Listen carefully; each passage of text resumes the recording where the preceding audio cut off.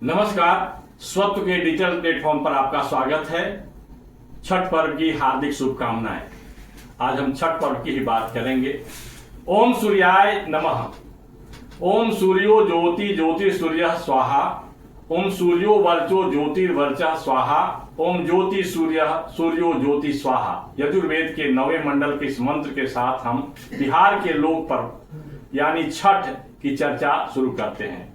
सूर्योपासना का लोक पर्व छठ यानी षष्ठी व्रत अनुष्ठान इस आधुनिक काल में बिहार की सीमा का उल्लंघन करते हुए विश्वव्यापी बनती जा रही है। या यूं कहें कि इस लोक पर्व के माध्यम से बिहार का सामर्थ्य संपूर्ण भारत में ही नहीं बल्कि संपूर्ण विश्व में फिर से जागृत हो रहा है। कभी रामकृष्ण तो कभी गौतम बुद्ध के माध्यम से बिहार ही नहीं बल्कि भारत की सौम्य शक्ति का प्रभाव संपूर्ण विश्व में स्थापित हुआ था। आज सूर्य उपासना के माध्यम से पूरे विश्व में एक वातावरण के निर्माण के नए सवेरे के लक्षण दिखने लगे हैं।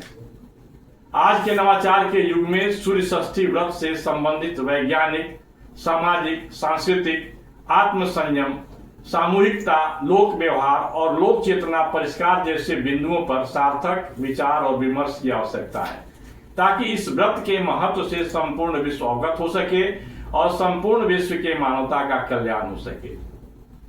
संपूर्ण विश्व के मानव के समक्ष खड़ी समस्याओं के समाधान में यह व्रत अनुष्ठान एक प्रतिमान मॉडल बने।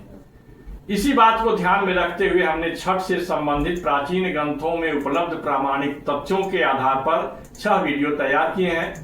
इसमें लोक पर्व छठ को लेकर शास्त्रीय तत्व के साथ लोक परंपरा, लोक व्यवहार, लोक धर्म और लोक उद्यम को भी समाहित किया है।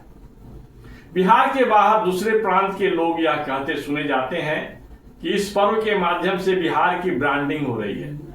कुछ लोग इसे सामान्य धार्मिक कृत्य बताकर इसके महत्व को कम बताने का प्रयास करते हैं।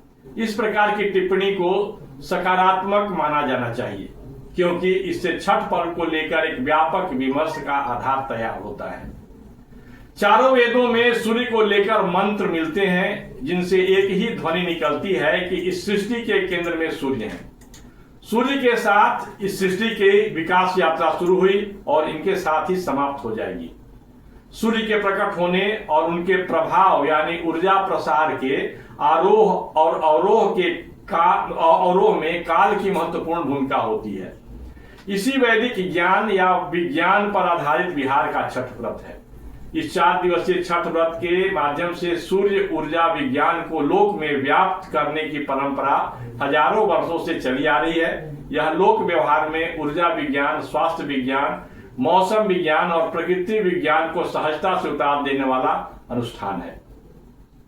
वास्तव में छठ व्रत की आराधना से अधिक उनकी उपासना है। इसमें सूर्य की आराधना से ज्यादा उनकी उपासना होती है। यही कारण है कि यह अनुष्ठान किसी बंद परिसर या मंदिर में नहीं होता बल्कि अस्ताचलगामी और उदयमान सूर्य के प्रत्यक्ष सानिध्य में संपन्न होता है। इस व्रत में मार्तंड सूर्य के समक्ष संयम या अनुष्ठान करने की परंपरा नहीं बल्कि प्रकृति को आह्लादित करने वाले सौम्य सूर्य की उपासना होती है। यह सूर्य की ऊर्जा की ऊर्जा के महत्तम मानवीय प्रयोग के सिद्धांत का व्यवहारिक स्वरूप है। अब प्रश्न उठता है कि इस लोक पर्व में उपासना सूर्य की होती है लेकिन उनसे कहीं अधिक षष्ठी देवी का गुणगान होता है। ऐसा क्यों? यह जायज प्रश्न है। इस प्रश्न का उत्तर हमें वेद की ऋचाओं से मिलता है। ओम आपो ज्योति रसो अमृतम ब्रह्म भूर्भुवः स्वरोम स्वाहा। वेद की इस ऋचा से स्पष्ट होता है कि काल चक्र के विशेष स्थिति में उस सूर्य की ज्योति से प्रकृति रस रूपी अमृत का निर्माण करती है जिसमें सृष्टि में सुख शांति व्याप्त होती है। वेद की दूसरी ऋचा सूर्य को विष्णु यानी इस लोक का पालनहार बताती है। तब विष्णु परमम पदम सदा पश्यति सूर्य दिवो व चक्षुरातम। वह सूर्य परम ब्रह्म का चक्षु है जिससे उनकी ऊर्जा निश्चित होकर सभी प्राणियों पादपों को जीवंतता प्रदान करते हैं। आपसे ही दिन है और रात होता है। वह सूर्य परम ब्रह्म की ऊर्जा से संपन्न इस लोक में प्रत्यक्ष देव है। इस प्रत्यक्ष देव की आराधना ही षष्ठी व्रत है जो बिहार का लोक पर्व है। इस वीडियो में बस इतना ही। अगले वीडियो में हम छठ पर्व से संबंधित कुछ नए रोचक और उपयोगी जानकारी आपके समक्ष प्रस्तुत करेंगे। तब तक के लिए आज्ञा दीजिए। नमस्कार। नमः।